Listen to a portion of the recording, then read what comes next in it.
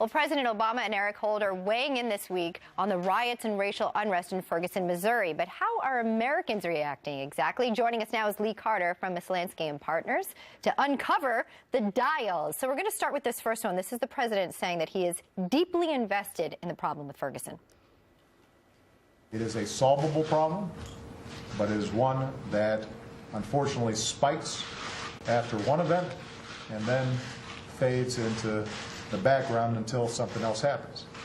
What I try to describe to people is why this time will be different. And part of the reason this time will be different is because the President of the United States is deeply invested in making sure that this time is different. Wow. I mean, Lee, I'm looking at this. I'm so glad you're here. Tell me if I'm wrong. Starting off together in line and then could not be more different when it comes to the Republicans and Democrats' reaction. Yeah, and that's why we give this one a C-. And the reason for that is people, both Republicans, Democrats, you saw that sort of the Republicans were going down, but then they took a big dip when he said the president is deeply invested in this.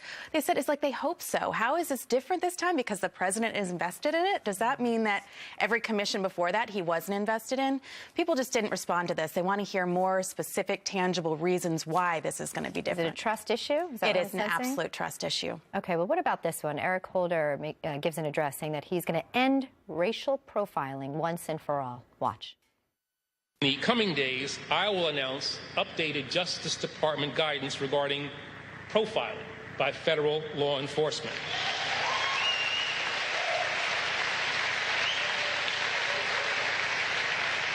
This will institute rigorous new standards and robust safeguards to help end racial profiling once and for all.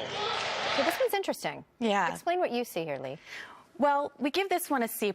This one sort of skimmed in the middle, but what was surprising is that the Republicans responded just a little bit more favorably to him than the Democrats. But what's interesting is that people do agree that it's really important that we end racial profiling.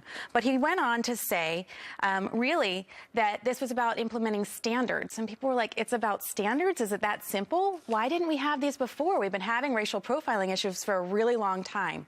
What people felt is that he was oversimplifying the problem, and that's why it just was sort of flatlined. So again, that trust and timing issue comes into play. Let's go from political football to the real deal here. This is Ray Rice on whether the NFL team should pick him back up. We'll have to be, willing to, look deeper into who I am and realize that, me and my wife had one bad night and I took full responsibility for it. And one thing about my punishment and everything going along with anything that happened is that I've accepted it. I went fully forward with it. I never complained or I never did anything like that. I took full responsibility for everything that I did. And only thing I can hope for and wish for is a second chance. Well, it's almost off the chart as it goes down there. What's your overall grade? This one's an absolute F. I mean, the fact that he's saying that he took responsibility for one bad night, no one believed that it's one bad night. And what people are really tired of is this being a poster child for NFL players being bad. What they really want to see is this is a support issue for women. They really want to see this as a platform saying it's not uncommon for a woman to respond this way and say it was one bad night, or for a man to try and justify it. So what they really want to see now more and more is this being a highlight and a platform for how women can get more support.